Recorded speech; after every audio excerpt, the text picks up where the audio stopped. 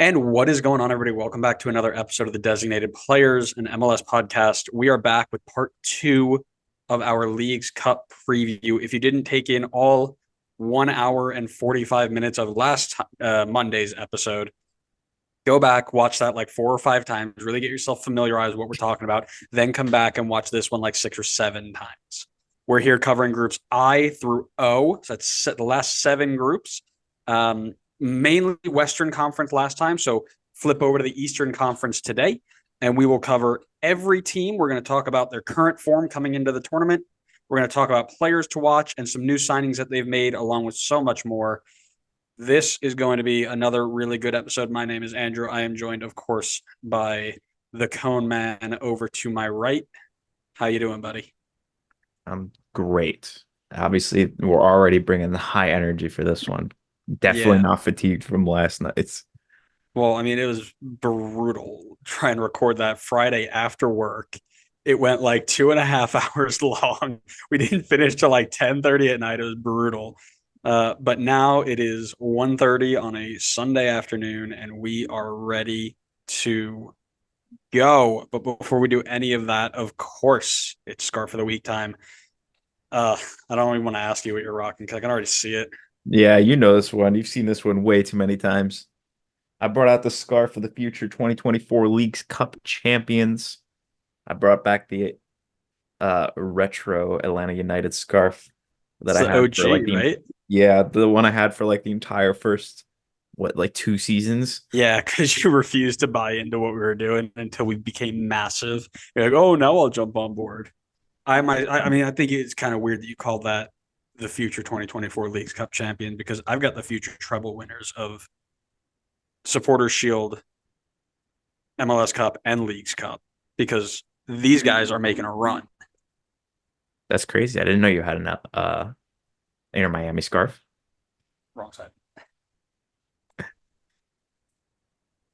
It's the New York Red Bulls. Woo! You know you have to like win things to win a treble, right? What did we do yesterday? Who did you We beat? won against the number 2 team in the league. Yeah, that's what I thought. Yeah. Yeah, that's right. You thought that was gonna be you thought it was gonna be slick there, and you're like, oh wait, I forgot they actually played a good team. Yeah, sit down. I mean, we Yeah. beat a better team, so Well, we can sit here and talk all day about Red Bull and how they've been doing in the league and how they've only lost 4 games all season, but they have way too many ties, so they're a little bit lower in the table. But we're gonna have tons of time to talk about them and their current form later. Why don't we just jump right into it? If you don't know what Leagues Cup is, again, I genuinely I suggest you go back to Monday's episode and watch the first 5 minutes, 6 minutes of it. We do outline what Leagues Cup is about and what we're getting into here in the next month or so. So go give that a watch and then come on back because we're going to start with Group I, which I have titled Stinkfest. Mazatlan, Nashville, and New England. I mean, I don't care about current form or past. What this is like, literally scraping the bottom of the barrel here.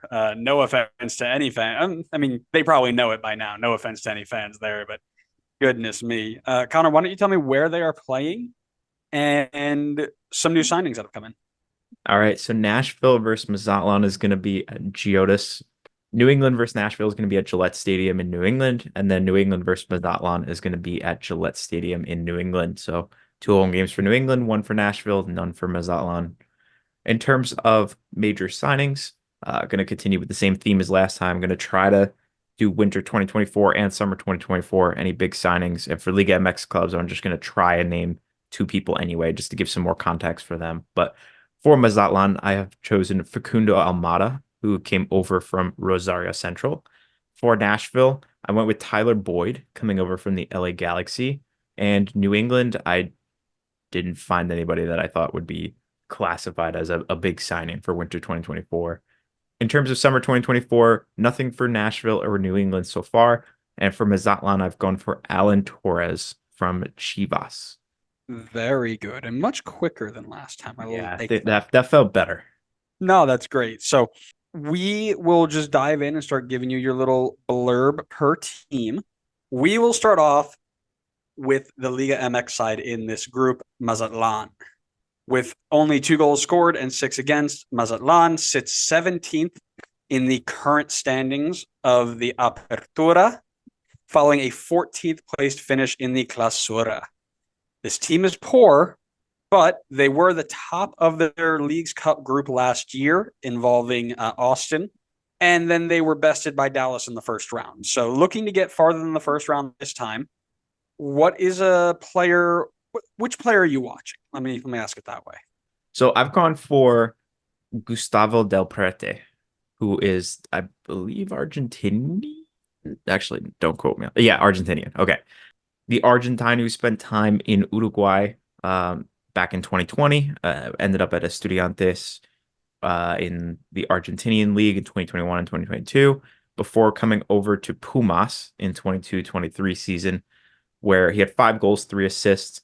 He had moved over to Mazatlan in 23-24, where he had 3 goals, 1 assist in about 1,000 minutes. And so far this year has started 3 out of 3. I think, I don't know if it updated for the most recent games on FBref yet, but 1 goal to show for so far. Again, not like it's tough to pick a player to watch on this team because they're not the highest quality team, but I think he's got I don't know. I just picked him. I can't remember why I picked him. I just picked him. Get him, Mazatlan fans. He's talking bad about your team. Me, myself, whenever I see a team that's poor in the attack, I don't expect them to fix it in a week. But what they can do is be really strong in the back. So I'm keeping my eyes on the back line. And back in the day, there was this guy that the USMNT tried to implement as a center back who was out of Liga MX. And now he happens to play for Mazatlan. And that is Ventura Alvarado, a name some older USMNT fans may remember. He started all 3 matches so far this season, so let's see what he's got. And, he hasn't been in the picture for a while in the national team. I'd be curious to see if there's a reason why, and that's what I'll be looking for. It's because he's not in Europe, and he's not on Real Madrid's C team. Let's say if he was on the bench of the Belgian second division, probably be over. He'd at least be called in over Miles, right? Yeah, he'd be miles ahead of the next guy. This is the reason we have 2-hour-long recordings, because we sit here and just meme people all day. Let's move on then to Nashville. BJ Callahan is in town and ready to take Nashville up the table with some good, solid football. And that will start by getting the foundation laid in Leagues Cup. This Nashville team is not very good. And I got to be honest with you, I don't see them repeating their Leagues Cup performance of last year, where they made it all the way to the final just to lose to the Messi script. This year, they've had a slow start. They've removed Gary Smith.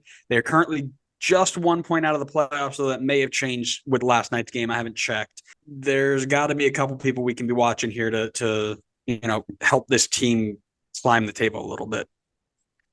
Yeah, and I can't wait to pick the people that are just not playing. I have a specialty for that. My player to watch, I just picked Hani. Obviously, he's the heart and soul of that attack, and it's been a slow season for him so far. So maybe Leagues Cup, similar to what I was saying with Drew C last episode, could be an opportunity for him to kind of have a clean slate and get things going again. So I'll be keeping an eye on if he can kind of get back to that MVP form that we know from him. There is only one person to keep an eye on, and it is somebody who... Alex Mawil.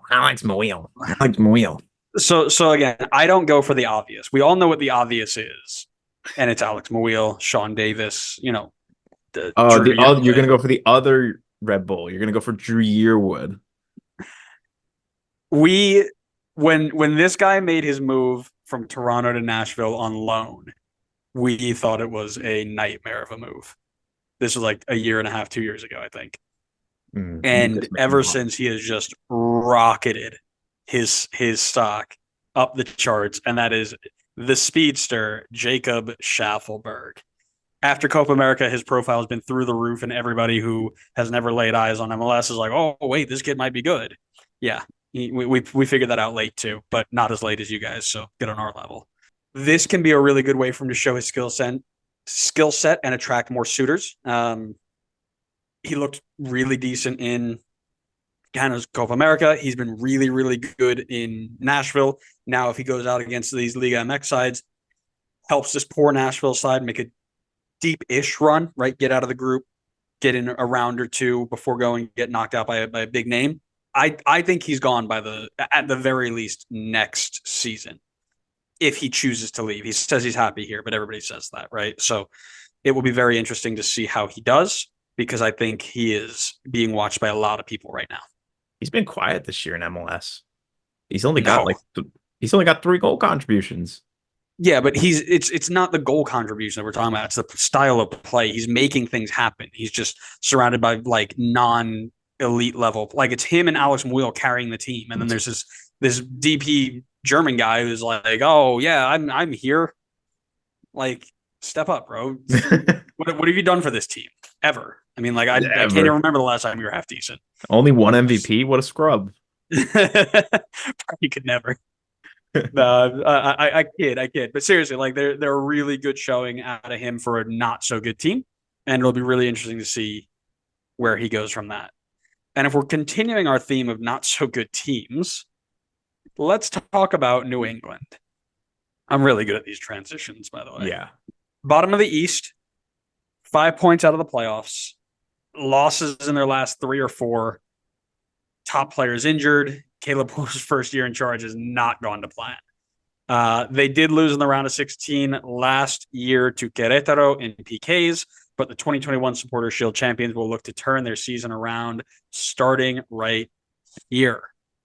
That's a bold statement, I think, but we'll go with it. Who are you watching?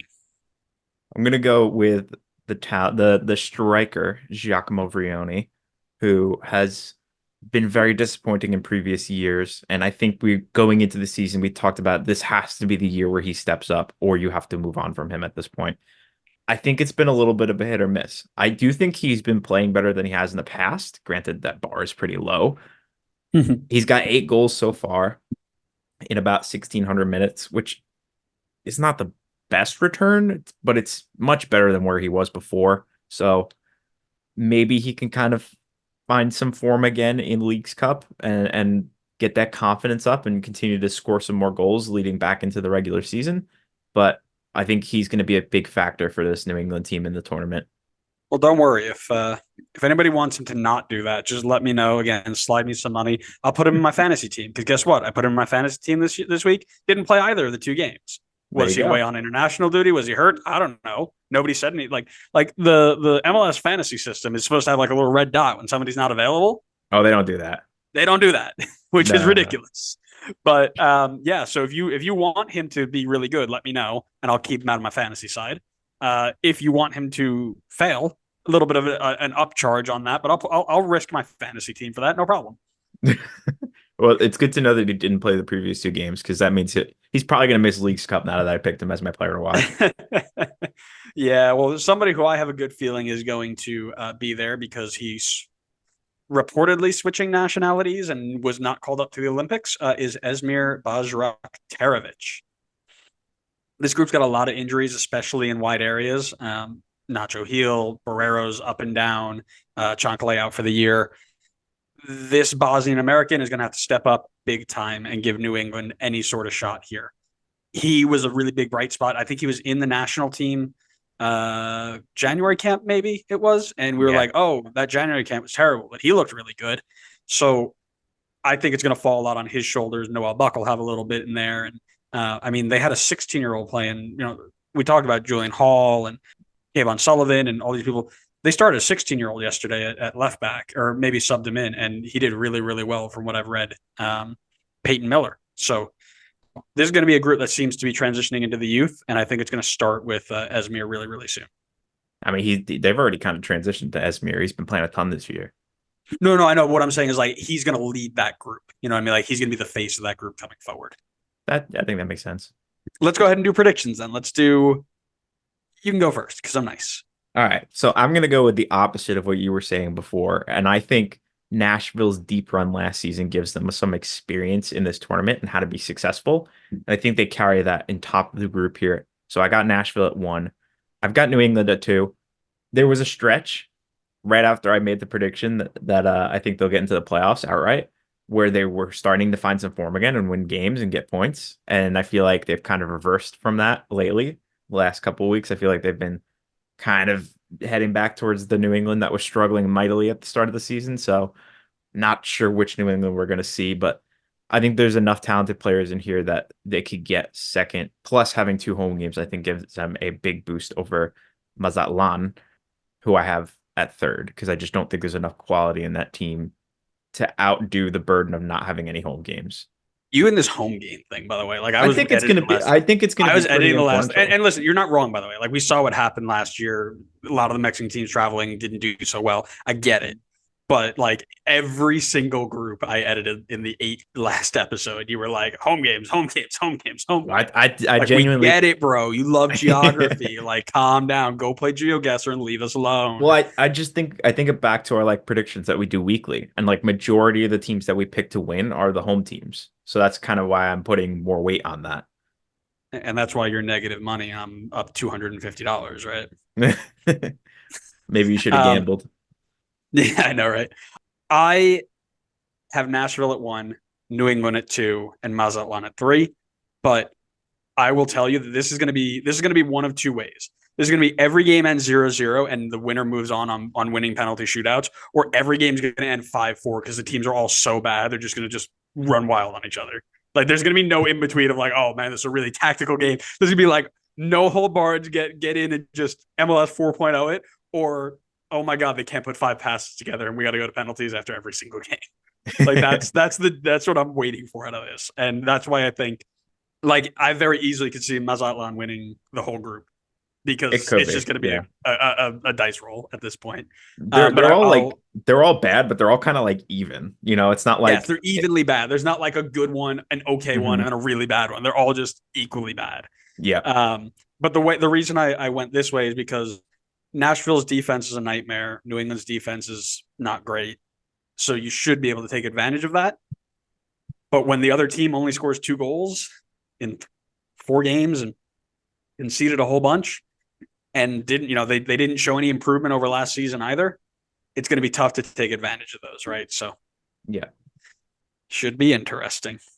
Oh, this next group's really interesting, actually. Great transition. This is Group J, the group with the future winner. We've got the New York Red Bulls, the future winner, of course, Pachuca and Toronto FC. Connor, hit me with locations and hit me with new signings. I thought you were going to say hit me with your best shot. Hit me with your best shot. Thank you. I'll take that, even if it was late. RBNY versus Toronto is going to be at Red Bull Arena in New Jersey. Pachuca against Toronto is going to be at BMO Field in Toronto, not LA. Pachuca versus RBNY is going to be at Red Bull Arena. So we got 2 in New Jersey. We got 1 in Toronto and 0 for Pachuca. In terms of signings, big signings, winter 2024, we talked about it many, many times at this point, but RBNY bringing in Emil Forsberg from RB Leipzig was a big signing for them and for the league. For Pachuca, I've gone for Nelson Diosa, who came over from Atletico Huila, something like that. Toronto, no big signings from winter 2024. Summer 2024, no big signings for Red Bull or Toronto yet. For Pachuca, I've gone for Borja Bastón from coming over from Real Oviedo. I think he had some time with Swansea, which people might remember him for. So lots of good signings coming in, and we'll start with the best of the best, New York Red Bulls. They are going into Leagues Cup with a challenge. It's the Sandro Schwartz takes the best team in the world to Leagues Cup and looks to earn more than just a bunch of draws challenge. But it's the impossible edition because Red Bull are basically no midfield depth. They have strikers who can't score. I mean, even when the goalkeeper passes to them on the top of the box, they can't hit the net if the thing was the size of the end line. It's unbelievable. Their back line's good, right? They topped their group in 2023 before bowing out to Philly in PKs in the round of 16. In the league, they just picked up their first win in 6 after beating some small team out of Ohio. I'm not really relevant. Cincinnati, something like that. Both of our teams beat some small teams out of Ohio this weekend. Facts, big facts. they have only lost 4 games all season, but they just keep getting draws, which may be helpful in this, but we haven't been great in penalties. I think like I just mentioned, we bowed out of League Cup on penalties. We bowed out of the playoffs on penalties. We bowed out of the Open Cup last year on penalties. Like, penalties don't do us well. So draws are great, but when they lead directly to penalties, not so great. Who are you watching for this team? I'm watching Lewis Morgan because he is the single goal scorer on this team. Because as you stated, the history of Red Bull is that they cannot get strikers who score goals. And that continues with Dante Van Zier, who has 2 goals in 1,500 minutes, which is a terrible return for a striker. I know he's getting involved in other ways and he has a lot of assists, but you're a striker. You got to score goals. And so the burden seems to be with Lewis Morgan, who has 12 so far this year. He's the key, I think, to Red Bull's attack. I know Emil Forsberg. Well, I think he's injured. Is he out all Leagues Cup? Yeah, he won't. He's in a boot. He's not coming back from Leagues Cup. Okay. So yeah, then I think it's even more on Lewis Morgan's shoulders here. So I think he's going to be the key to this Red Bull attack. So I'll be keeping an eye on him. Yeah. So again, as the resident Red Bull fan in the room, I'm not legally allowed to watch anything that gives me joy or hope. So I'm watching Dante Van Zier because never have I ever seen a number 9 down so freaking bad. And I watched Dominic Calvert-Lewin not score for like 20 games for Everton until he got a penalty. This dude cannot score to save his life. And I will quote the tweet that I put out for Wednesday's game when he literally had the ball against Montreal, passed him at the top of the box with nobody in there, and he didn't even hit the frame of goal. Dude cost $5 million. You can't hit the frame of goal from 12 yards out with nobody in front of him. But here's what I tweeted. I said, if you took all the money that you paid Dante Van Zier, then you multiply it by the number of millimeters from here to the sun, and then you multiply that number by 1 billion, and you said, Dante, here's this much money, and that value is the amount of money you gave him, that much money still would not buy him a goal. That is how down bad he is, because it doesn't matter if he's on a breakaway, if he's shooting from distance, if he's shooting from mid-range, like crosses, it doesn't matter. Headers, doesn't matter. Does not score. He needs a good spell to break this goal scoring drought. This can be where he does it, because we want to see all of our teams, especially Red Bull. I'd love to see Red Bull win the Cup. No doubt about it. But at the end of the day, I don't mind if we use this as something to fix the little problems that we have, right? Dante Van Zier being unable to score, or figuring out how to use Dante where we don't need him to score, which is a ridiculous thing to say, but he's so good in hold-up play. He combines really well when Lewis Morgan's on the field. When you drift him out wide, he's decent at service. Like, there are so many things that he does well. Scoring just is not one of them. So I'm half tempted to say, hey, play him as one of our wide attacking midfielders and see what he can do. This is a perfect place to do it. It doesn't really have any impact on the league, things like that. So I'm watching to see if we can figure out how to use Dante Van Zier properly. Let's move on to Pachuca, the Liga MX side in this group, a team that won the 2023 CONCACAF Champions Cup. They're led by Guillermo Almada headlining Group J. I shouldn't say headlining Group J. Red Bull are in it. They're like the understudies of Group J. Tons of talent all over the field. This will probably be one of the favorites to win the competition after their impressive run in the Champions Cup. 7th in the Clausura right now. They were 7th in the Clausura last season, currently 8th in the Apertura. They know how to get it done in knockout games, as shown by their run this season in the Cup. They also will want to have a better showing than 2023, where they lost to Houston on penalties in the first round. Who are you watching? Going for the Venezuelan Salman Rondon. He is a great scorer at many different clubs. Well, maybe I shouldn't use the word great. His goal scoring record it's good at times and it's not so good at other times. But with Pachuca, he's got 8 goals in 1,300 minutes from last season. I don't believe he's played yet this season because of Copa America. And so I think he could be a massive difference maker in this group. I think Rondon, even if he struggled at certain times in his very long career over in Europe, I do think he is very experienced and he's going to be very tough to handle for any defense that he comes up against. I think RBNY might be the best shape out of this group to handle him, but I think he can like run riot on Toronto potentially. But he could be a massive difference maker if he gets going. Yeah, I mean, listen, I'd be remiss not to call out this former Everton bum who just turned into an MLS killer. I mean, he goes over to Everton, dude. I mean, I swear, if he touched the ball 4 times, you touched the ball a million times. Like, I can't even remember if he was on the field half the time, but he never scored for us. Scored But once. the second, that doesn't count. Whatever it was doesn't count. The second he comes over and starts playing MLS sides, starts beating the bum out of him. So he couldn't do it for the best English team in the world, but he did have 19 goals and 27 appearances last year for Pachuca, an amazing CCC run. He did well for Venezuela in the Copa America. He's going to be a handful for people to watch. So good pick. The team that's going to have to figure them out, as you were hinting to, Toronto FC in John Herdman's first year. They've been better than most people have predicted. I mean, they're certainly not having like the worst season in history, like somebody Yeah, Connor okay. Try to put the blame on me. Yeah. but they still have a lot of work to do. They're in 8th on goal difference for the wild card spot and have a lot of teams that are very close to their tail. So they got to clean things up. They want to hold on to it. Talk to me about who you are watching. So I went for one of the Italians, but not the Italian that I think many people will suspect. I've gone for Bernardeschi. Huh? Oh, I was going to say Crescito left He did. a while ago. It's actually Petretta. That's who I'm going for. Nice. I'm going for Bernardeschi, who I think has been probably the best player for Toronto this season. And no matter where he's been played, I believe he's been played sometimes as a wing back, sometimes as a winger. But he's been very good for them. He has 8 goals, 5 assists so far this season. And that's with the fact that they have moved him around in different spots, some instances way further down the field. But I think he's going to have to be on his A game for this team to get success in this tournament. I think they got a bit of a tough group here. I think Red Bull is obviously a very solid team, like you said, does not lose a lot.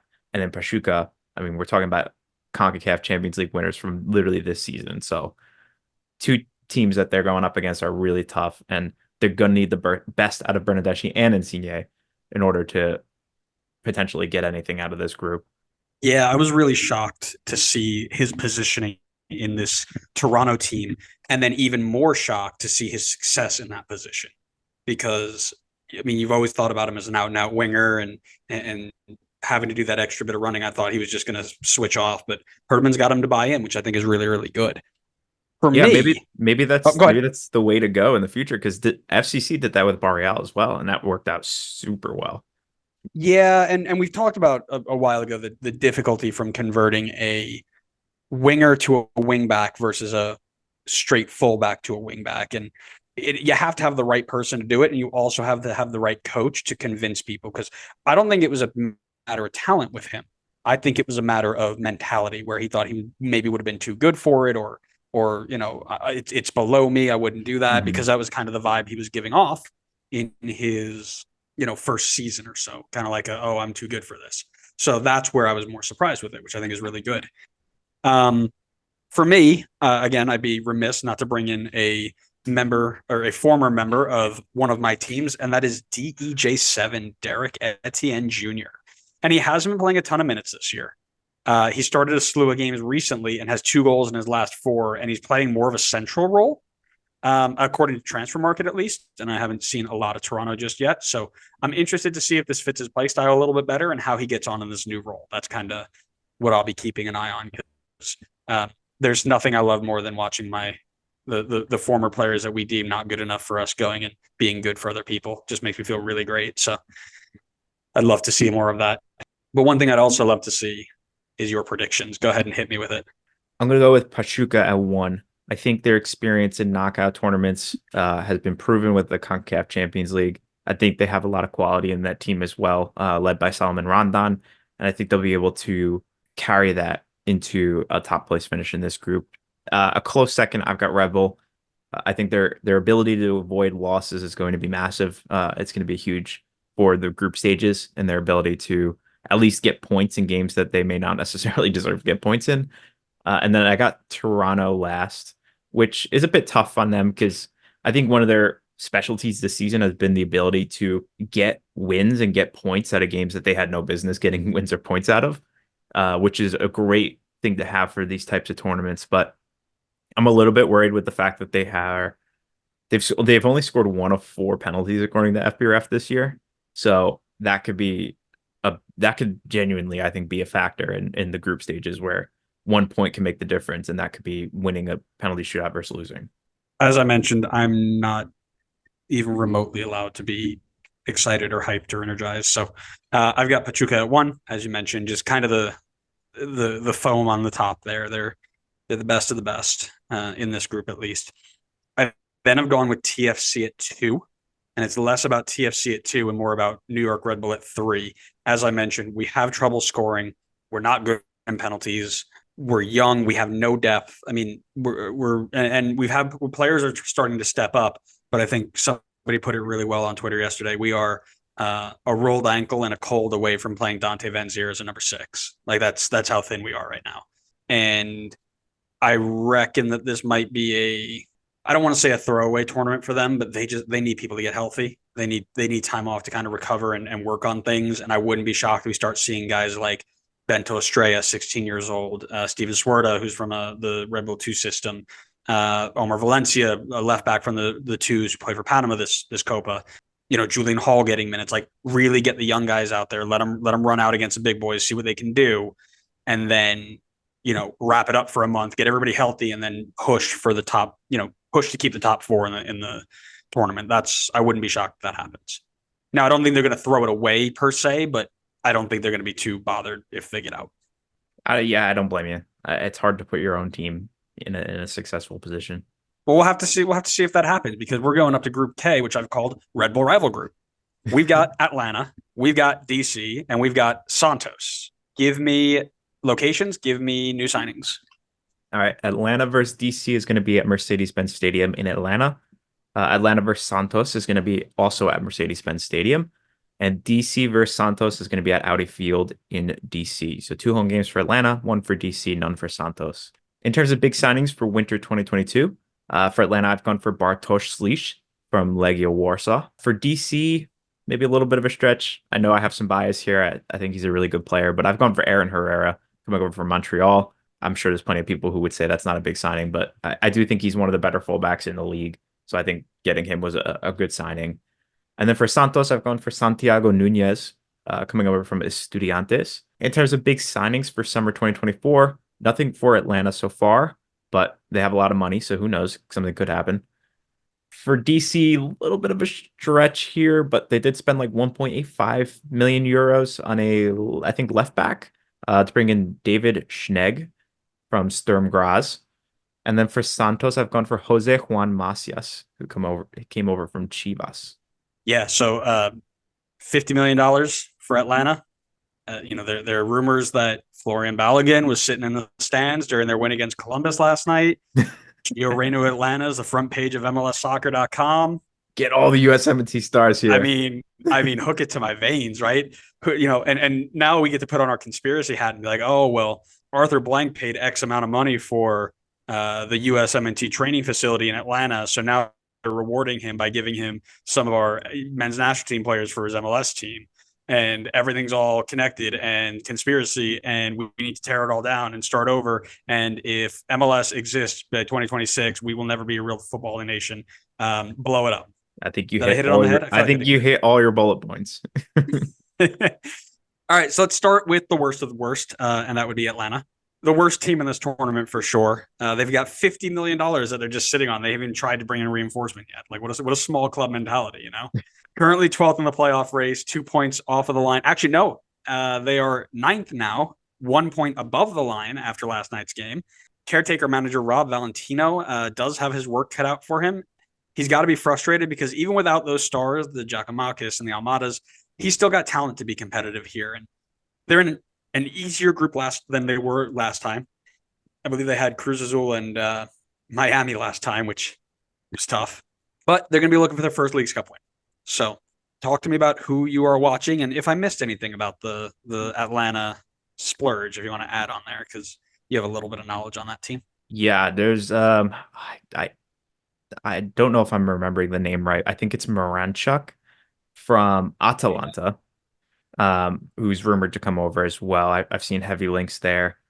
Makes sense. They basically have the same name. So I'm surprised there's not a club link between the two of them. That's a huge missed opportunity. Marketing team, step it up. No, seriously, yeah. But yeah, that's one of the rumored signings I've heard about. I think nothing confirmed yet. I think they might still be going back and forth on a fee, but potentially could come over. But my player to watch for Atlanta is going to be Daniel Rios, who I believe was formerly with Charlotte, if I remember correctly. Yeah, he went down Um, to Liga MX for a little bit, didn't he?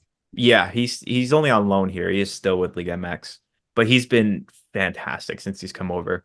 Obviously, we sold Yakimakis, but even if he was here, he was so on and off the field with injuries. It was hard to get some consistent game time. So you needed a strong backup striker, and we do have Jamal Tayer, who was an option at backup striker, and he's done a decent job. He's got 5 goals in 700 minutes, but Rios has been fantastic since coming in for us.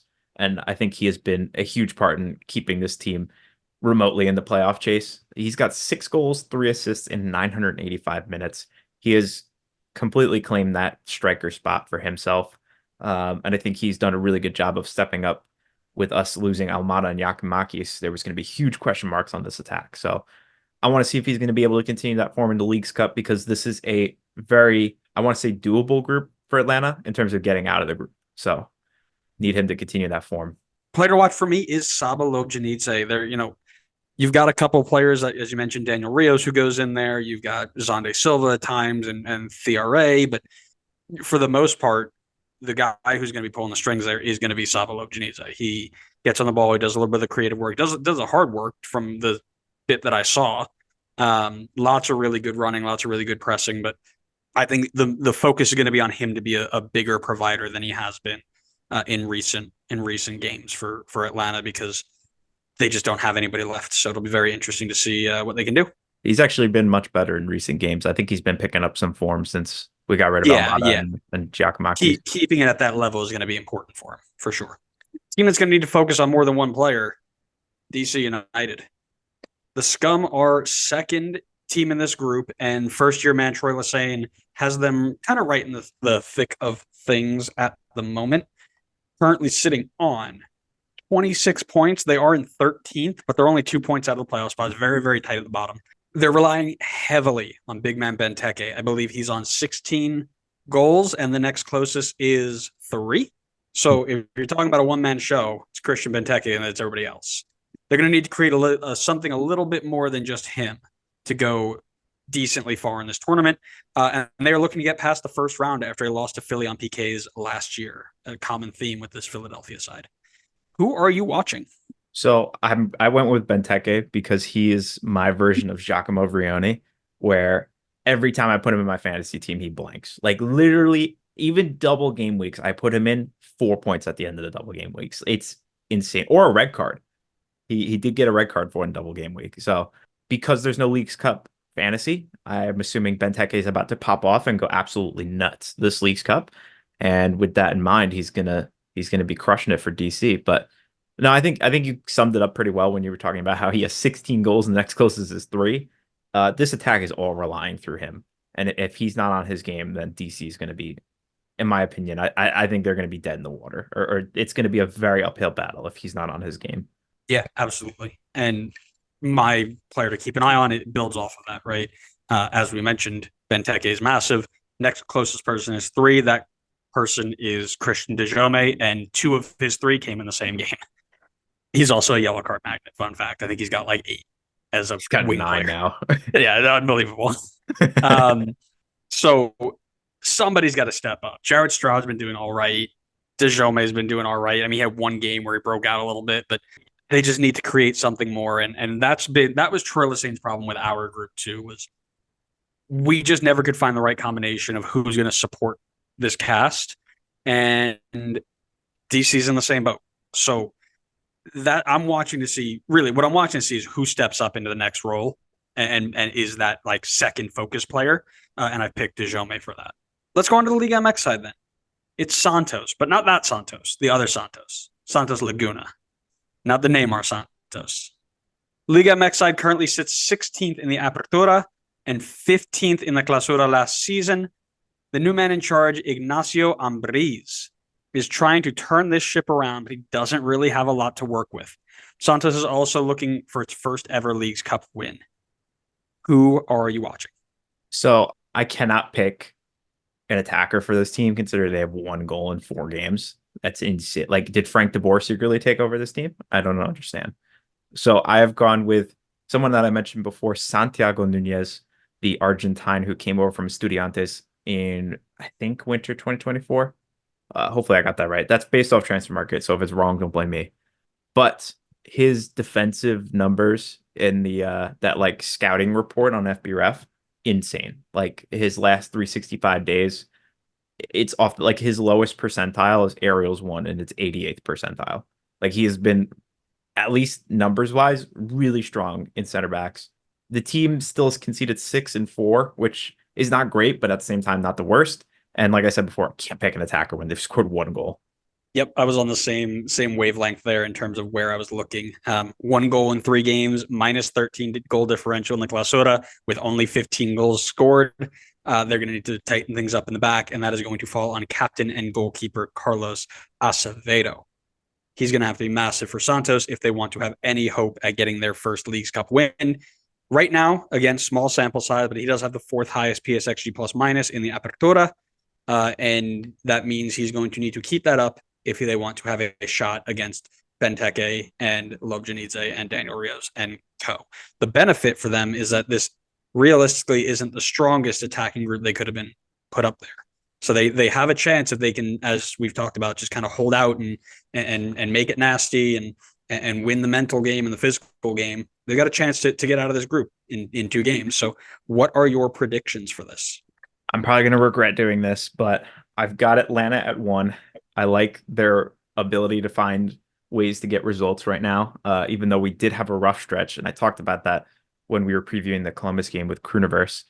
But clearly, I think we saw from the game from Columbus last night, they have ways to just get results. And I think there are certain guys stepping up right now, like Rios and Saba, that I like to keep that. I favor to keep that form going into this tournament. I've got DC at 2. I think I'm expecting to see a good Benteke. And I think with that in mind, it's going to be really hard to contain him, both for Atlanta and for Santos. I know he's kind of a one-man team right now, and he has to step up if DC is going to get anything out of this tournament. But I think he will do enough to put them through. And then I've got Santos at 3rd. I mean, you can't go through if you're not scoring goals. I know you talked about you could be scrappy and play the mental game and all that stuff, but it's a lot of ifs for a team that is just not scoring, has 1 goal in 4 games. I think they're in bad form, and I don't see that form getting better just because they're playing 2 okay to bad MLS sides. I will balance out your jinx, and I will tell you that I have DC at 1 because I think that even relying on Benteke alone, he will still be able to carry them at the very least against the Santos defense. And then from there, I think they have a decent result after that. It's after the group stage I think they start to have trouble, but I think they get out of the group here. I then have Santos in 2nd and Atlanta in 3rd. Don't ask me why. Might just you're a hater. Because you're a hater. Yeah, it very well might be. I do think that now I know Atlanta did just pick up a pretty important win there, but their string of games where they're dropping results late in games and not getting results against teams they should kind of is going to carry a negative mindset there, and that will hurt them with caretaker manager and not a lot of depth. And I don't know. I can keep going on for days, but Atlanta in the mud, like. I mean, they've been in better form the last 2 game weeks. They got a point against NYC. No, they lost a point against NYC. They lost 2 points against NYC. That's where you got to phrase that. They were up 2-0. I know. Yeah, but, so that's not getting a point. That's losing 2. That's what I'm talking about. They went up 2-0 early. But that's what I'm talking about is the mentality of not being able to hold on to games and they being able to just held on to a game against Columbus. Yes, where they needed a center back to score twice. Okay, it doesn't matter. I don't care how we win as long as you get the win. Like Columbus was literally like before the midweek game, they were the hottest team in the league, literally bar none, like destroying people. They went to LAFC and beat them 5-1. So I think they're seeing a little bit better momentum going into Leagues Cup than the stretch they were on before that point, which I agree was really bad. They were looking terrible. They were terrible. Not looking, they were. Don't sugarcoat it. Let's then move on to Group L, which I have called the other group of Red Bull hate teams. We've got FC Cincinnati, we've got New York City, and we've got Queretaro. Give me locations, give me signings. All right. FCC versus Querétaro is going to be at TQL Stadium in Cincinnati. FCC versus NYCFC is going to be at TQL Stadium. And NYCFC versus Querétaro is take me out to the ball game. We are at Yankee Stadium. So that's 2 home games for FCC, 1 home game for NYC, and none for Querétaro. In terms of big signings for winter 2024, for FCC, I've gone for Miles Robinson, the USMNT center back coming over from Atlanta. For NYC, I've gone for Agustin Ojeda, who hasn't played a ton for NYC this year, but I think the price tag enough is big enough to put him on the big signings list. And then for Querétaro, I've gone for Samuel Sosa, who came over from Talleres. For big signings, summer 2024, nothing so far for FCC or NYCFC. And for Querétaro, I've gone for Federico Lertora, who came over from Tijuana.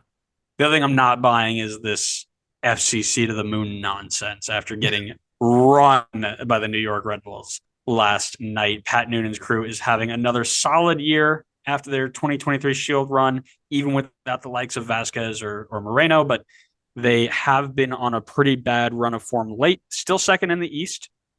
Now 5 points off the Shield, 3 losses in a row. Injuries are hitting them hard, but they're still within, or they were within grasp.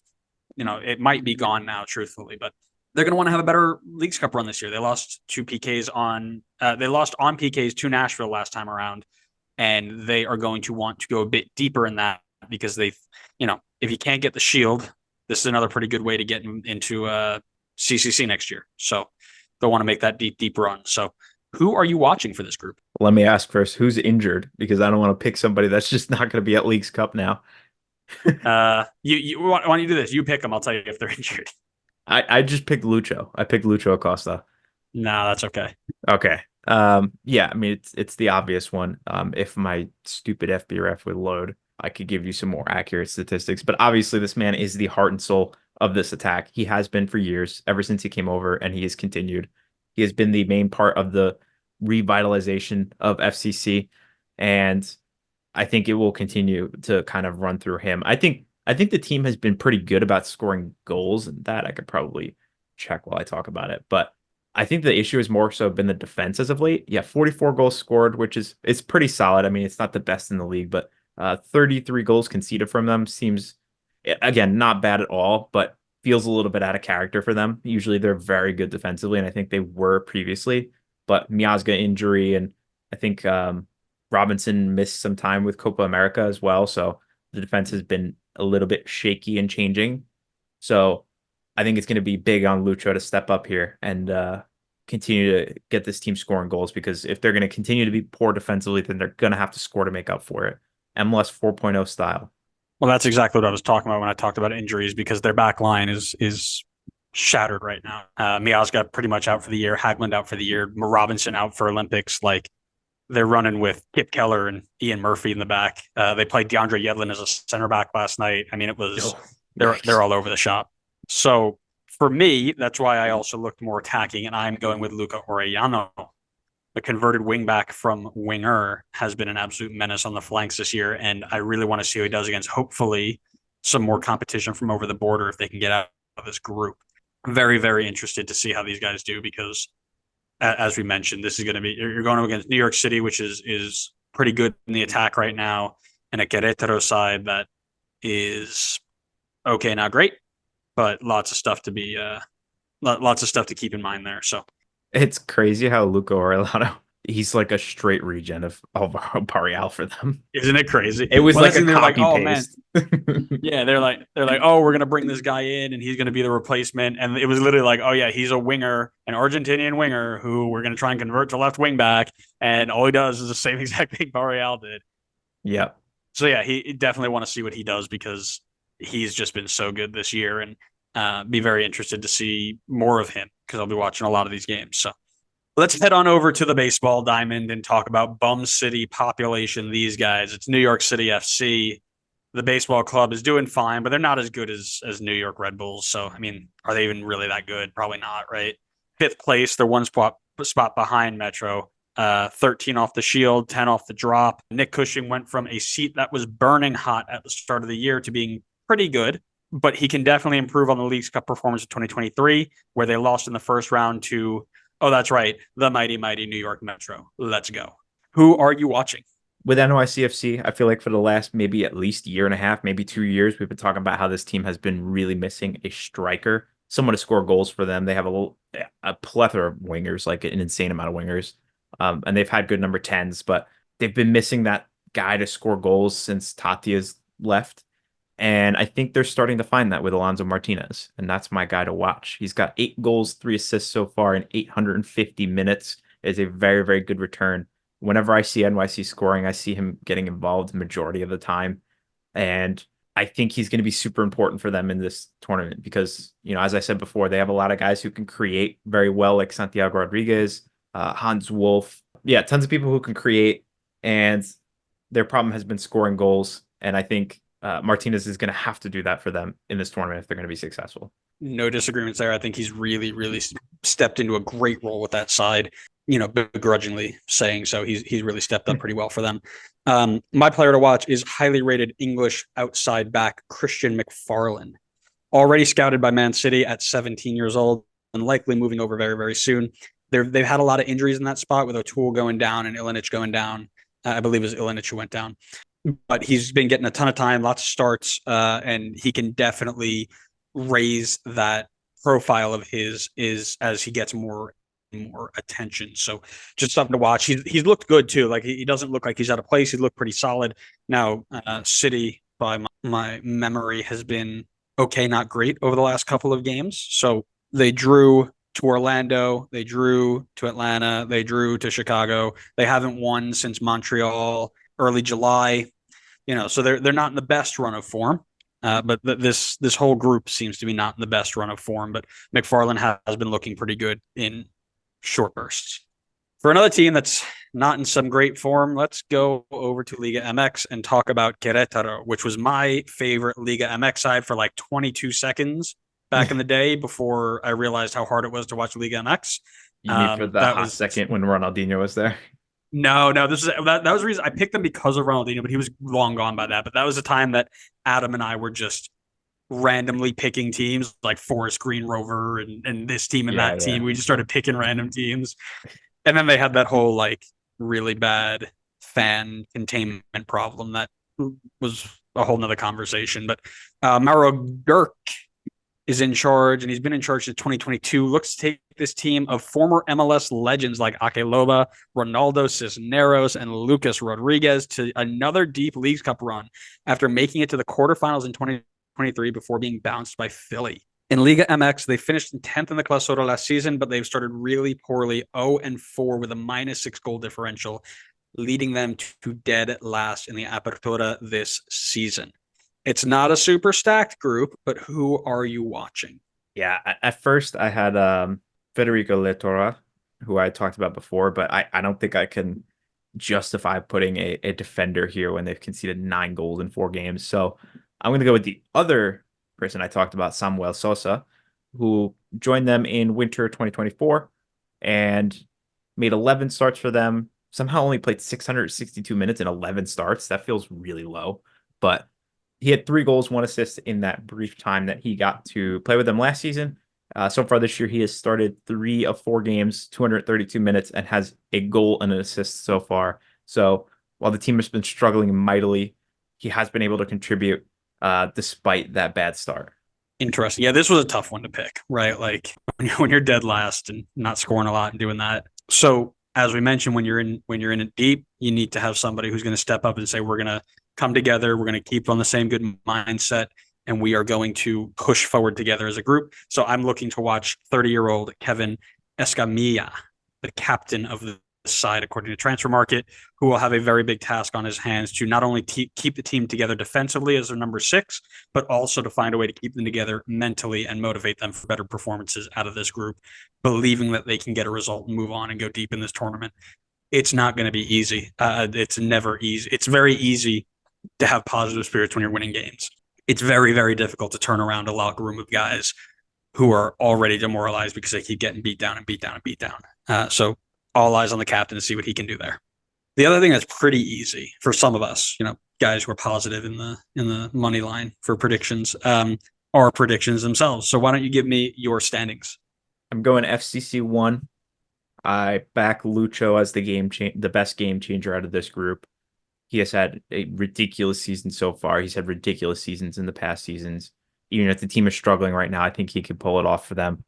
I've gone NYCFC too. I think they're very solid defensively, which is a good baseline to have for the team. And then if Santiago Rodriguez and Alonso Martinez can get a couple of good opportunities here and there, I think it could give NYC a good shot to get out of this group. And then I've got Queretaro last. I just think their form coming in is really poor. And I don't think it's just going to magically change around with the start of this tournament. I'll tell you that both FCC and City are so lucky they drew Querétaro, because any other team knocks one of them out. I don't know about any other team, but there's a decent number of teams. Well, no, I genuinely believe that there's a good handful of teams, pretty much any other team, that would knock FCC out in their current form and their defensive problems right now.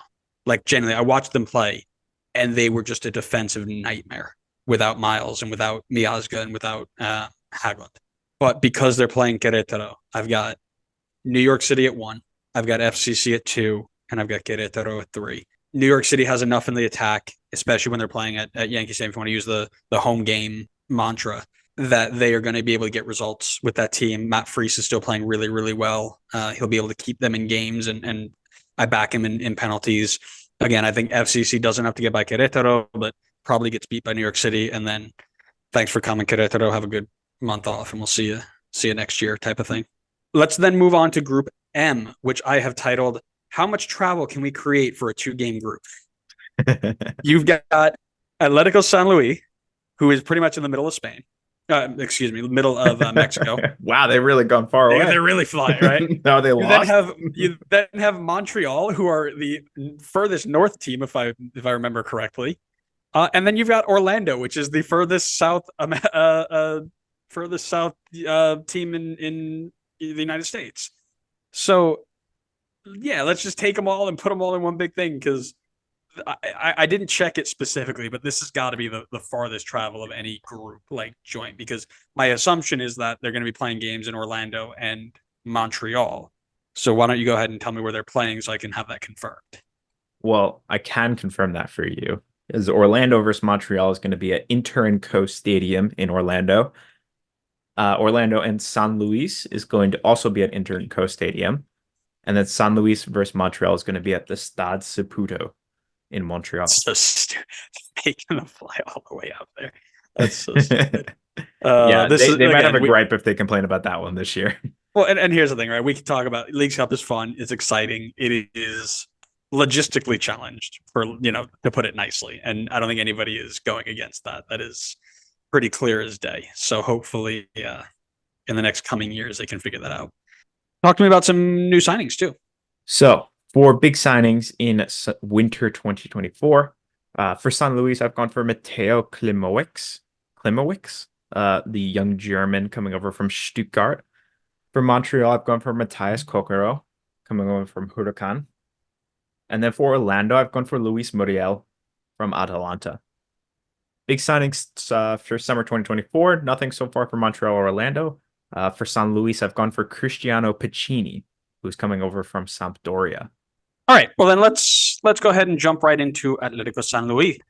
The Liga MX side went winless in its League Cup 2023, which makes sense. I mean, they were going up against the Red Bulls, so tough to get wins there, right? And they started off middle of the pack in the Apertura, and they finished 13th in the Clausura. Former New York City manager Dome Torrent is actually in charge. He was assigned a few months ago, and he will look to use League Cup to establish a team identity and get them higher up the table, which I think is really exciting because he was an interesting character in MLS. So let's see how he does in this one. Who are you watching? Tell me why it's Jurgen Damm. Oh, I wish. He's an Atlanta legend. But no, I've gone for Leo Bonatini. For those of you that recognize that name, he's the Brazilian striker, used to play for Wolves for a bit. I think when they were in the championship. I don't think he played as much when they got promoted to the Prem. But I think he could be a difference maker for them in the attack. They do have other options at the striker position, like former Portland striker Frank Boley, who has 2 goals in 183 minutes so far. But I think Bonatini could be someone who has that experience from the past and be able to translate that into this competition. Now, as I look at this, I wonder if he's going to continue to be the starter or if Bully has come in as the new starter. He has started only 2 of 4 games so far, 177 minutes. He does have a goal, but it is a PK. But like I said, I like his experience overseas. And if he does get the game time here, I think he could be a difference maker. Yeah, for sure. I am going, I could have picked any of the MLS guys, right? Frank Boley, MLS legend Jurgen Damm, as we mentioned before. Probably should have. I think we'll all watch him just from the shadows, right? He might also be watching from the bench. Facts. I am interested in the newcomer you mentioned, 24-year-old German Mateo Klimowicz.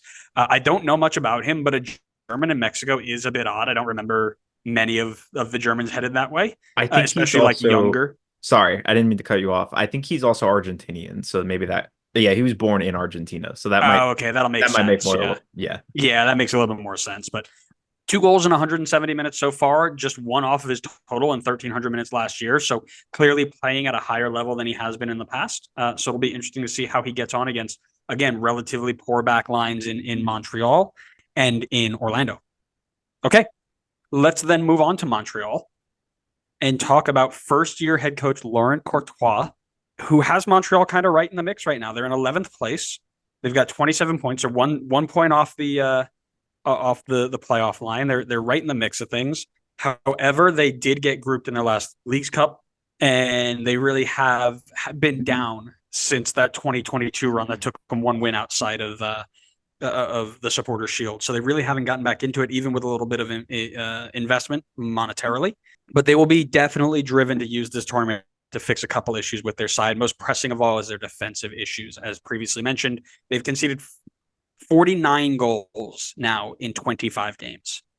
It's just not good. So talk to me about what you are expecting and who you're watching.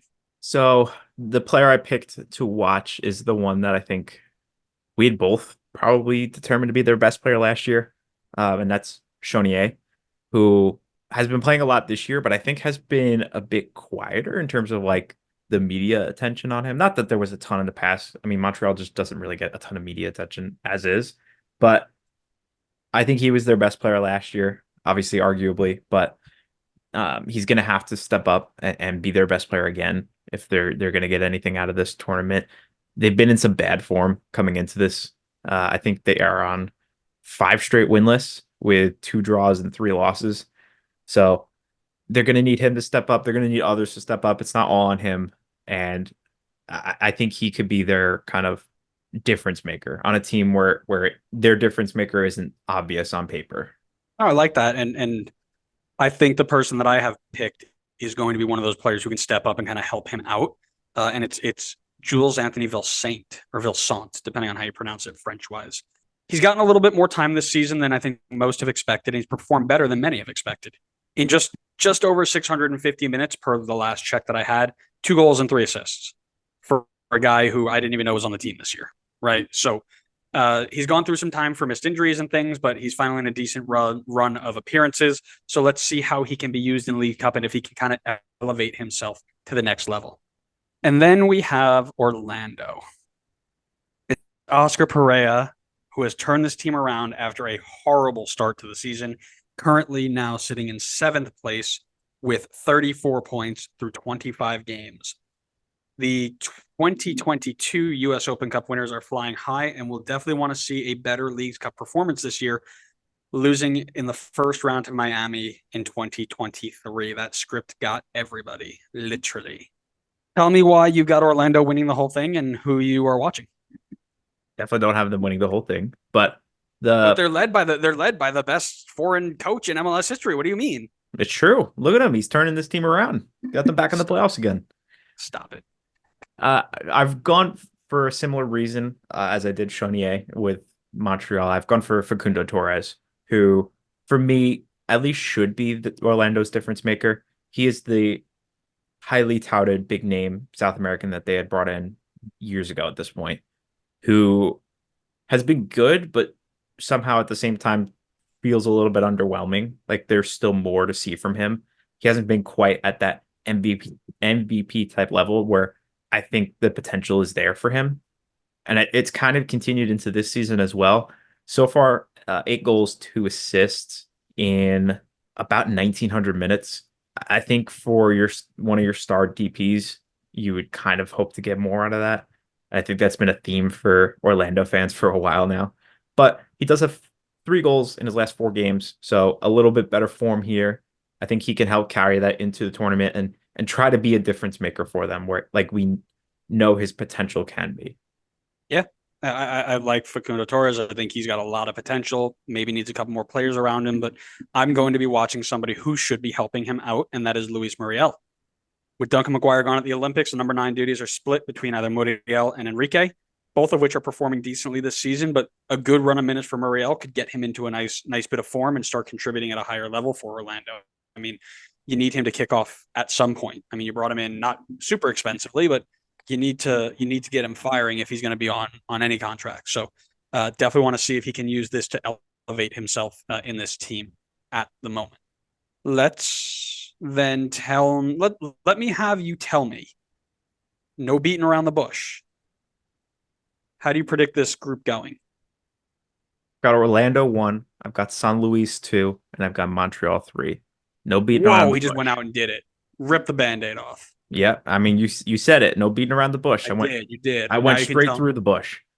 Now you Straight can through it. defend yourself. Now you All can right, defend so yourself.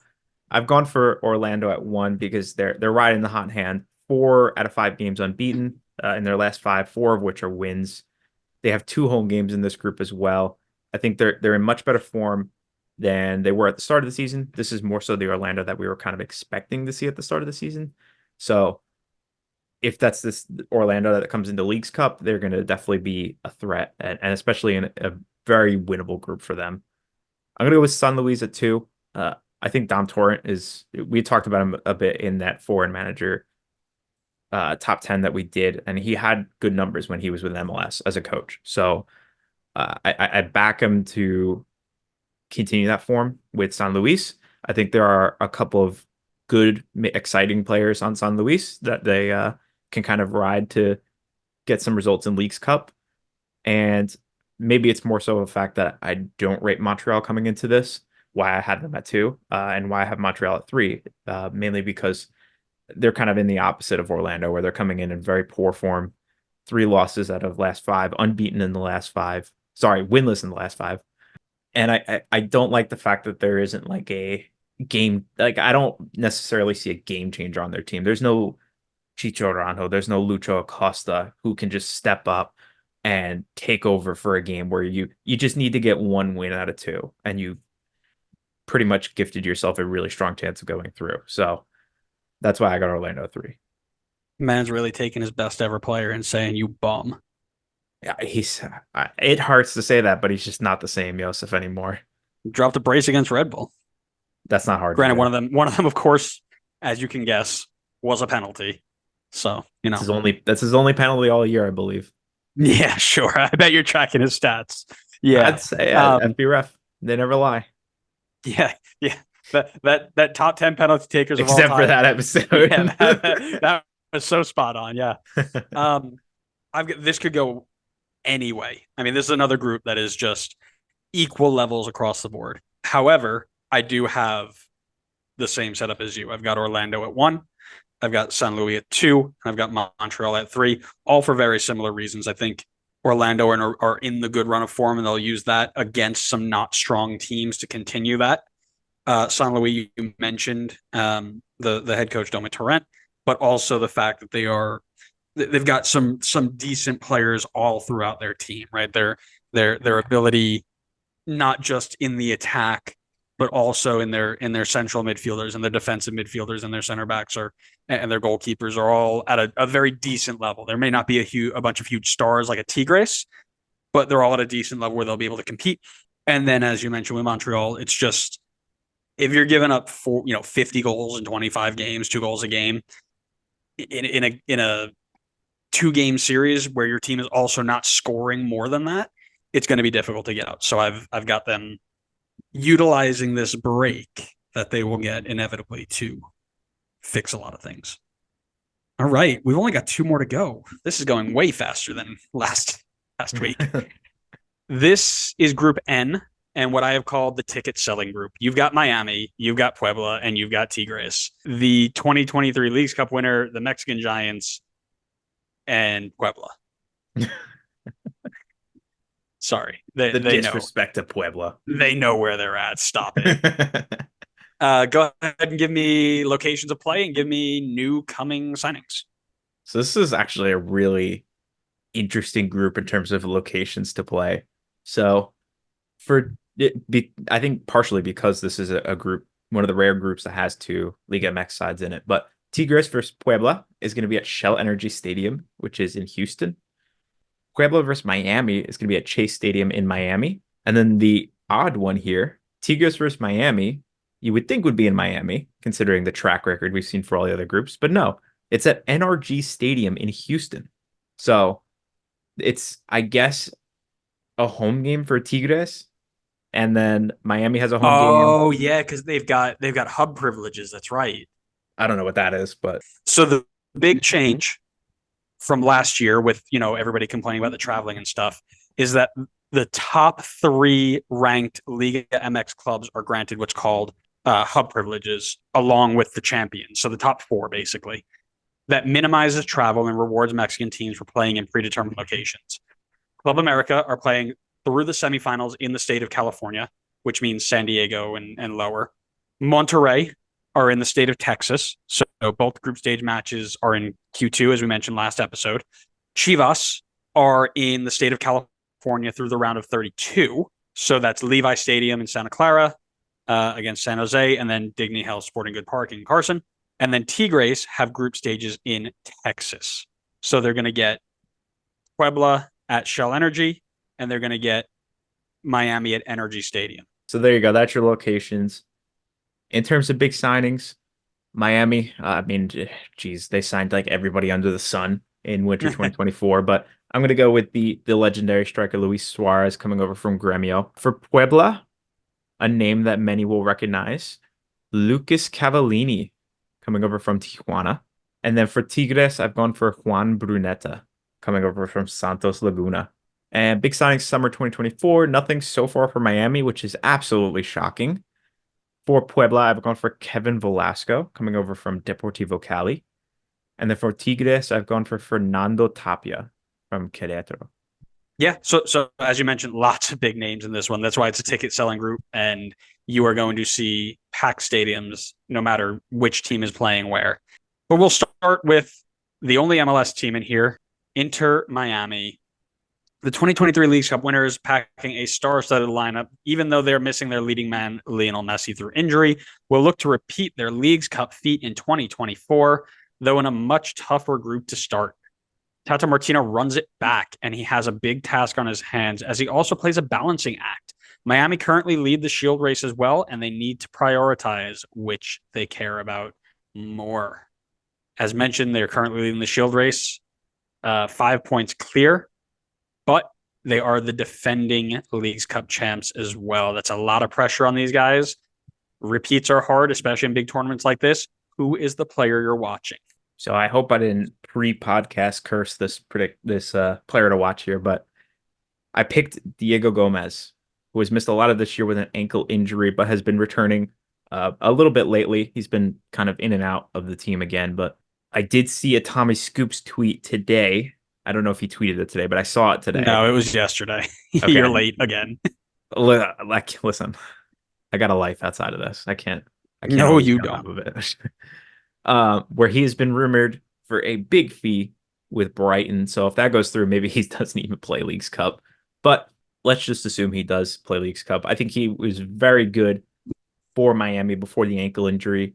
Obviously, he missed many weeks. I think 10 weeks 10 game weeks he missed with that ankle injury.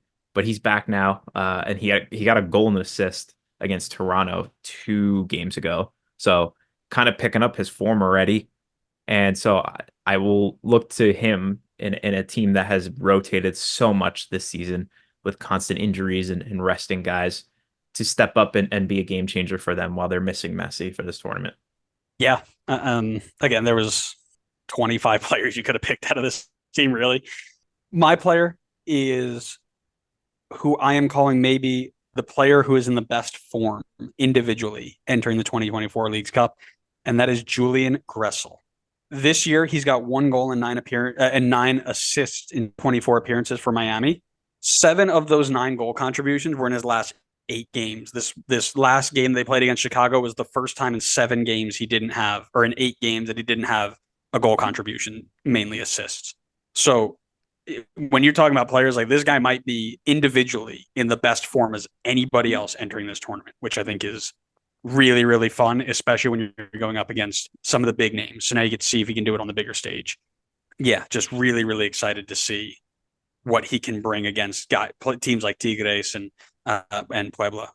Speaking of teams like Tigres and Puebla, we've got the last place finishers in the Clausura last year with 5 points in 17 games, Puebla. Now, they are through 4 games in the Apertura, and they have 4 points. So they're doing a bit better in terms of pace. Hey, don't jinx it yet. They're not a 5-point yet. No, they want the jinx. We need the jinx.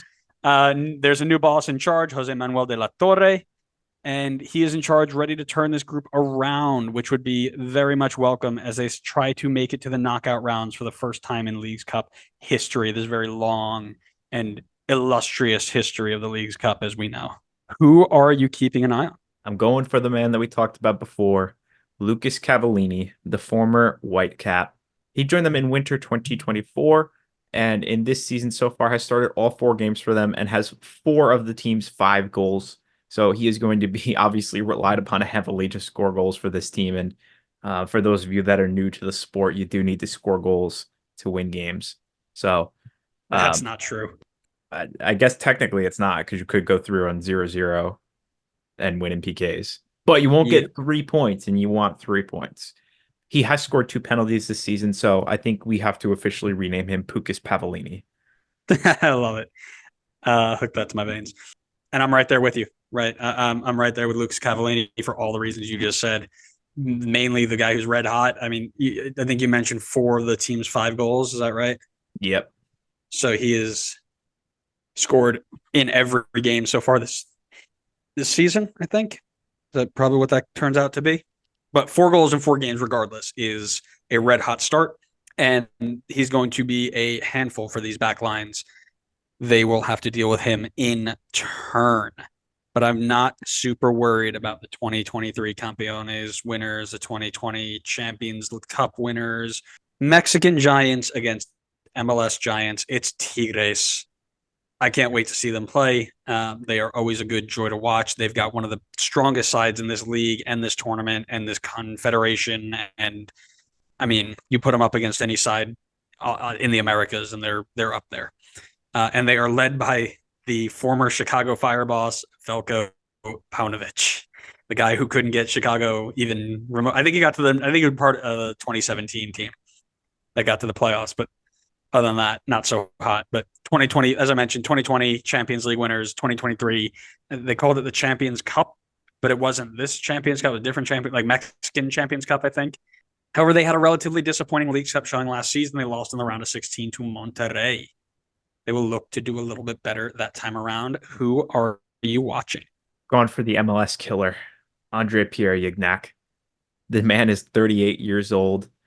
He is getting up there in age. Hopefully he won't be killing MLS teams for much longer, but for as long as I can remember, this guy has tormented teams in CONCACAF Champions League for many years. He has got 2 goals so far this season in 3 starts in 234 minutes. He scored in the most recent game as well. I forget who it was against, but I think his experience with playing against MLS sides and his experience just in general is going to be big for this team to bring some consistency and not be so up and down, which I think could potentially be an issue for a team like Miami, who might be rotations a lot. Yep, can't argue with you there. I've also got APG. He is 38 years old, but he was 38 and played 2,800 minutes and scored 21 goals. So age is just a number there. So like fine wine, he keeps improving with age, and I can guarantee you he's going to be an absolute nightmare to handle for any team that they come up against. That is my prediction for Andre Pierre Gignac. But what is your prediction for the group? I think hinted at it a little bit right before this, but I think that Tigres is going to finish first. I think they're going to be a bit more consistent in terms of lineups than Miami will be. There's a ton of experience in this team. Just looking at everybody's age on FBref, the guys that have started 4 games or even like just 2 games so far this season is like 31, 34, 35, 31, like just very experienced players, which I think could be beneficial for them in this tournament. And in very high stress moments where there's going to be a lot of that in this tournament. Every game is going to come down to huge moments here. You can't really take your foot off the gas on any game.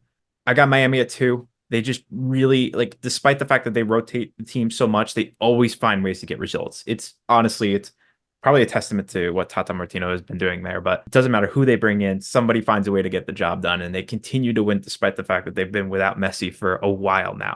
And then last I got Puebla, who I got a very unfortunate draw here and going up against the team in second place in Liga MX and the team in first place in MLS. I mean, that's just unlucky. And so I got them third. This was a group we're pretty much on the same page with for everything. I've got Tigres at 1, as you mentioned, really strong side, and gonna have a lot of difficulties finding weak spots in that group. Miami at 2, I think their back line still will give them issues, and they'll be able to hang with the best, but I do think that it will be tough for them to get by Tigres. And then Puebla, thanks for coming. Sorry, you got put in a really tough group, but see you next year. Let's round this thing up with Group O, which I have titled Whoever the Heck is Left, because, again, Philly, Charlotte, and Cruz Azul, no real rhyme or reason, but who do you got playing where, and who's coming in? Who are the new people? So Philly versus Charlotte is going to be at Subaru Park in Philly. Charlotte versus Cruz Azul is going to be Bank of America Stadium in Charlotte. And then Philly versus Cruz Azul is going to be at Subaru Park. So 2 home games for Philly, 1 for Charlotte, none for Cruz Azul. In terms of big signings, winter 2024, for Charlotte, I've gone for Lyle Abada, who came over from Celtic in a big money move for them. For Cruz Azul, I've gone for Kevin Meyer. He came over from Atlético Nacional. And I've got, I would say, no big signings for Philly. I know they signed some people, but none that I would say has either had a big impact or would be a big money move. Big signings, summer 2024, nothing for Charlotte or Philly so far. But for Cruz Azul, as we talked about in previous episode, they have signed Georgios Yakimakis from Atlanta.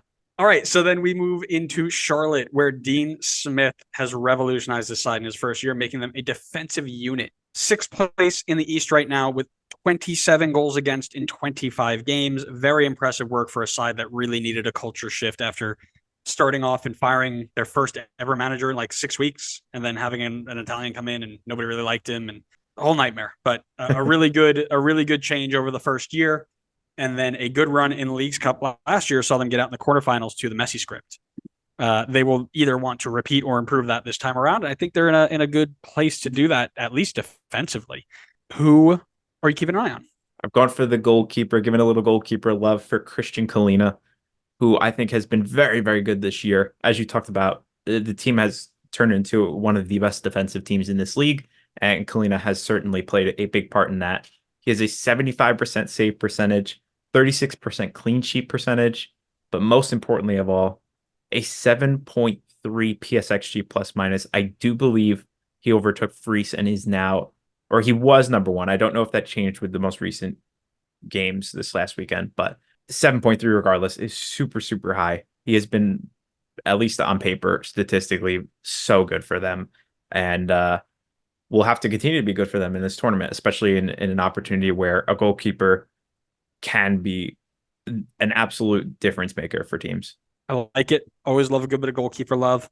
I am going with a returner from loan to Italy named Karol Swiderski. After his loan to Hellas Verona, he's come back to Charlotte, is willing, ready to take on every game, and actually scored in their last match last night. So that is something that I was really as a neutral, I would be motivated to see as a Charlotte supporter, because when guys come back from loan and they think that they're going to stay overseas and they made their big move and everything that works out and they come back, they're usually pretty pissed. But he has come in as a complete pro and has said, I'm happy to be here. This is a great place to be. I'm going to give everything I can. And I think that you end up seeing him in a pretty wide role. I mean, we mentioned Leo Labata out at the Olympics, so I would expect him to be in that wide role, which is kind of where he was before he left, and then Adjuman playing as the 9. I think would be a really interesting way for this to go. So let me ask you this: how come you don't call out Swiderski when his goal is a penalty? Huh? His goal is a penalty. Okay. You called out Josef. He had 1 goal of 5 that are a penalty, but Swiderski is I'm sorry. 100% penalty rate, and you didn't say anything. I'm sorry. When did Karol Swiderski play for Atlanta? He hasn't yet. Exactly. He's still and good. when he does, slander. Just instant slander. A team that we really can't slander too much based on their current form, Cruz Azul. The final Liga MX side in this breakdown, currently top of the Apertura on 10 points above Tigres on goal differential, have not lost yet, conceded 1 goal, scored 9. It's been a very good start for them, and they finished second in the Clausura last season. They are in great form. Martin Anselmi has them firing on all cylinders, performing at very high levels thanks to some former MLS stars leading the way. Good results in the league, however, did not translate to the Leagues Cup last year as I lost in the first round to Charlotte on PKs. Go ahead and tell me why you're keeping your eye on Georgios Giacomakis and why your heart hurts because you wish he was still with Atlanta. Yeah, you took the words right out of my mouth. I know. Giacomakis is my pick for player to watch. He was phenomenal for Atlanta when he was on the field. And that was a big when he was on the field because he was battling injuries so much. But when he was out there, he was lethal. I mean, he's somebody that I compared to Olivier Giroud, just somebody who knows how to score goals, knows how to be in the right place, knows how to score goals. He's continued it in the short sample size so far for Cruz Azul. 2 goals and 1 assist in 200 minutes played. When he's out there, he is one of the most, if not the most dangerous player on the field. And he's going to be a handful, even for a very good defensive Charlotte team. I literally have in my notes, it says, since Connor's going to tell me all about Georgios Giacomakis, I'm going to pick this guy. So that's how you know we've been doing this too long. Jorge Sanchez is my player to watch, an Ajax transfer who ought to be marauding down the right-hand side as the right wing-back role in a 3-5 back system, it seems that they play. He's going to get forward often, provide lots of service to guys like Georgios Giacomakis to just have a field day. And it will be a really big test for both Philly, who have been a nightmare, and we'll get to that in a second, and Charlotte, who have been very good. It will be really interesting to see how he gets on against 2 completely different setups, right? And then we transition to the shell of a team that is the Philadelphia Union. And this is the perfect example of MLS insanity. This team in the last 5 seasons have been just one of the best, the prime example of top defensive unit in MLS, great goalkeepers, center backs that are constantly in the defensive player of the year conversation, wing backs that are marauding forward and getting all these assists, strikers who are scoring goals, always in the supporters shield race. And now they are second to last in the East. They've got 42 goals against. And that is 2 years removed from them being literally in the MLS record books for non-COVID goals against. I think they had like 26 in a season, 21, 26, something like that.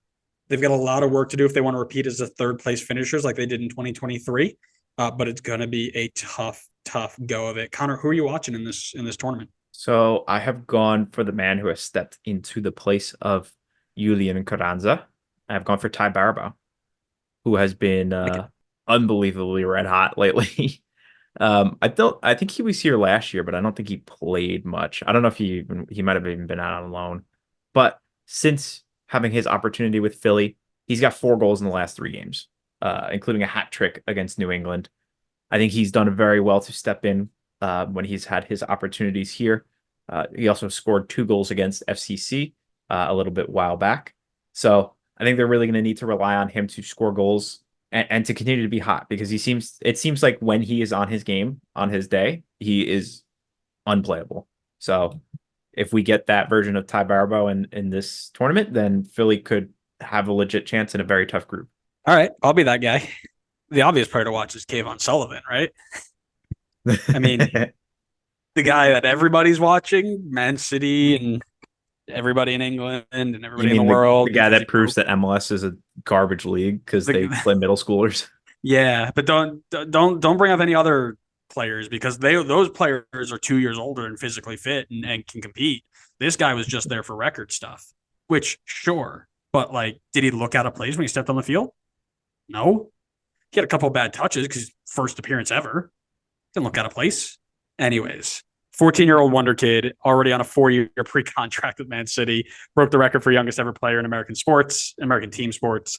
What I'm watching is to see how they utilize him, right? I see Club America coming in and being like, you're going to play a 14-year-old against us and then trying to break his leg. Like, that's just the way they do things over there. I would be really shocked. By the way, huh? I think you said Yeah. Club America. Did you mean Cruz Azul? See, I have CA written here. So, but if they get to Club America, the same way, right? Like, I think they would look at it as like an insult and they would like take it out on him and things would get really, really nasty, which you don't want to have happen. But you also don't want to like hold him back if he really is that good. So I'm going to be really interested to see how they utilize him and what they're going to do to get him involved here. All right, let's finish this episode with a prediction. Finish it up, buddy. I actually think this is a really tough group to predict. I will say I got Cruz Azul one. I think that's the easy part of this group. They are, as you said, I think it's a testament to the fact that they were second in the Clausura and then they're top of the Apertura right now. They're consistently really strong. They have a really good team on paper. They're going to be super hard to beat. I think that's going to continue in this group. So I got them at one. I almost want to say there's a case for Philly here because if you look at their results for the season, they're an extremely streaky team. They started the year with 7 games unbeaten, and then they had that stretch where they were 10 games winless. But they're kind of getting back to that undefeated streak again, or like that form. They had a 5-1 win against New England, and then they just beat Nashville 3-0 in the last game. Maybe we are starting to see Philly find form again. And clearly at the start of the season, they showed that they can be dangerous when they find form. So if they're streaky, I wouldn't be surprised to see them in second. But I'm gonna back the fact that I think they played 2 poor teams to get those wins. And I'm gonna stick with Charlotte at 2 and Philly at 3. But I think there's an argument for Philly at 2. Interesting. I should have corrected myself where I said they were second to last in the East because that win last night did bump them to 10th, 1 point away from Atlanta. So I mean, they're still in it, no doubt. Mm-hmm. And it just depends on which part they hit. But I see Cruz Azul ripping them apart defensively. Like they are just not the same team defensively that they used to be. So I do have Cruz Azul at 1. I've also put Charlotte 2 just because I think defensively they'll be able to hold Philly off better than Philly will be able to attack on them. You know what I mean? Like they'll win the game that way, mm-hmm. or at least get it to penalties where I think, anything can happen. And then I've got Philly 3. I just think that I honestly think they don't need a deep run here. They need time to just stop, reset, and figure out, like, just clear their head and be like, just play football. Like, get it. Because when you're playing Saturday, Wednesday, Saturday, Wednesday, Saturday, Wednesday, Saturday, Wednesday, Saturday, Wednesday, just back and back and back, there's no time to let your mind just let go of those bad results and try and fix things mentally like that. So I think they really just need a couple weeks and just reset and go at it again. But that's it. Thanks so much, everybody, for listening, for watching, and enjoying. My camera's been too high the whole time. Great. That's too late now. Yeah. Re-record the whole episode. Oh, God. Re-record the whole series. Yeah. We got to do everything all over again. No, thank you. Thanks so much for listening, everybody. Hope you enjoyed it. Stick around. We will be doing some group stage predictions once it gets to that point. We'll be doing some more MLS histories, some top 10s. Lots of that coming up in the next few weeks, as well as MLS news eventually when we get back to MLS stuff. So thanks so much again for watching. Make sure you're following us wherever you get your podcasts, when our next episodes go live, and follow us on Twitter, Instagram, YouTube, TikTok, so that we can get our followers up. We are floating right around 640 on Twitter. We're looking to get 700. We are 7 subscribers away from 500 on YouTube. We'd love to hit that before the end of League's Cup if we could. And then we just got into the 400s on TikTok. So keep joining us over there as well. Thanks so much, everybody, for joining us. And we will see you next time on the next episode of the Designated Players and MLS podcast. See ya.